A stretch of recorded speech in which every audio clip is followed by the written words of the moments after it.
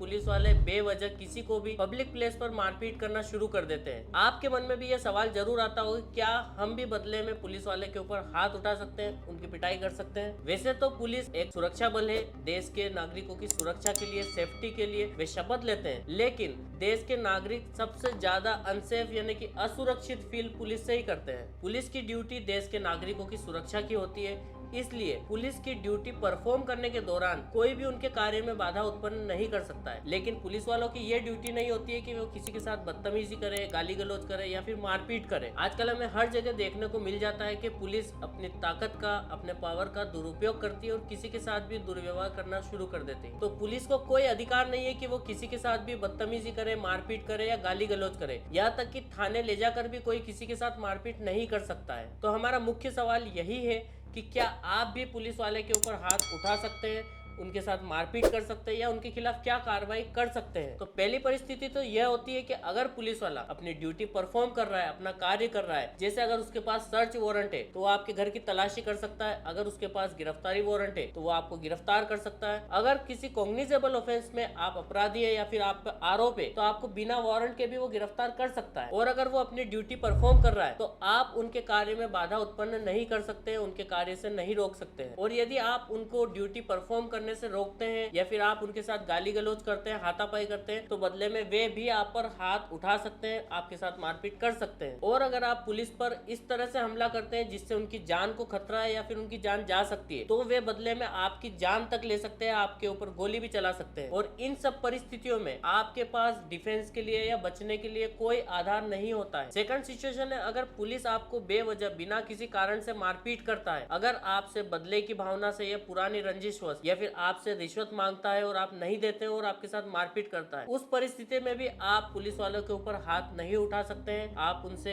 मारपीट नहीं कर सकते हैं, आपके पास मारपीट करने का कोई अधिकार नहीं है। और अगर आप क्रोध में, आक्रोश में आकर उनके ऊपर हाथ उठाते हैं या फिर उनके साथ मारपीट करते हैं तो under section 353 of Indian penal code आपके खिलाफ किसी लोक सेवक यानी कि पब्लिक सर्वेंट को अपनी ड्यूटी परफॉर्म करने से रोकने के उद्देश्य से आपराधिक बल का प्रयोग करने का आरोप लग सकता है और आपको 2 साल तक की सजा हो सकती है। यह under section 332 of Indian penal code किसी पब्लिक सर्वेंट को अपने कर्तव्यों से रोकने, उसे नुकसान पहुंचाने या चोट पहुंचाने के अपराध से भी, और इसके तहत आपको 3 साल तक की सजा हो सकती है। बट यदि कोई पुलिस वाला आपको गंभीर चोट पहुंचाता है, जैसे कि आपका अंग भंग करना यानी आपके हाथ पैर काट देना, तोड़ देना या डिसलोकेट कर देना, आपको इस तरह से मारना कि आप कान से बहरे हो जाएं या फिर आपको 20 दिनों तक हॉस्पिटल में भर्ती रहना पड़े, उस परिस्थिति में जहां आपको यह प्रतीत होता है कि आपकी जान तक जा सकती है, तो उस सिचुएशन में आप पुलिस वाले के ऊपर हमला कर सकते हैं, उनके ऊपर हाथ उठा सकते हैं, उन्हें जान से मार सकते हैं। Under section 96 to 106 of CRPC प्रत्येक व्यक्ति को अपनी निजी सुरक्षा करने का अधिकार होता है। सेक्शन 96 to 106 प्राइवेट डिफेंस के बारे में हमने अलग से एक वीडियो बनाया है जिसे जाकर आप देख सकते हैं, ताकि आपको पता चलेगा कि आप प्राइवेट डिफेंस में क्या क्या अधिकार रखते हैं, अपनी सुरक्षा के लिए क्या क्या अधिकार का उपयोग कर सकते हैं। तो मेरा आपको सजेशन है कि बॉलीवुड मूवीज के हीरोज को देखकर आप किसी पुलिस वाले से न भिड़े, उनके ऊपर हाथ न उठाएं। क्या लीगल रेमेडी आपके पास अवेलेबल है, आइए जानते हैं। तो अगर कोई पुलिस वाला आपके साथ दुर्व्यवहार करता है किसी भी प्रकार से, अगर आपके साथ बदतमीजी करे, गाली गलौज करे,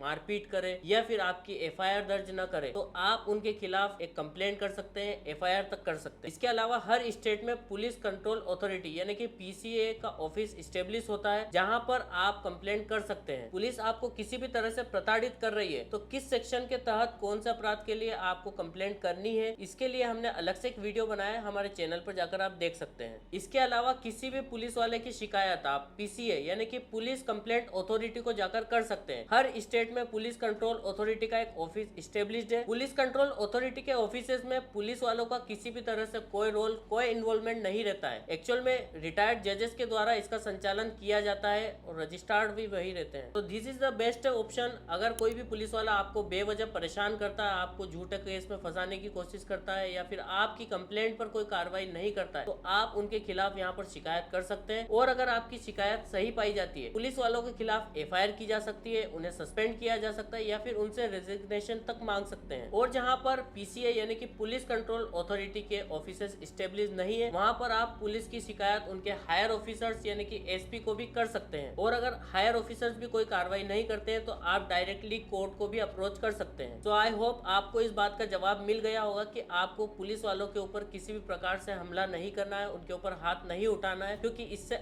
आप और ज्यादा ट्रबल में फंस सकते हैं। आपको बस शांत दिमाग से उनके खिलाफ कंप्लेंट करनी है, उनके खिलाफ कानूनी कार्रवाई करनी है और उनकी नौकरी तक जा सकती है। सो इसी तरह के लीगल नॉलेज के लिए चैनल को सब्सक्राइब करें और वीडियो को शेयर जरूर करें।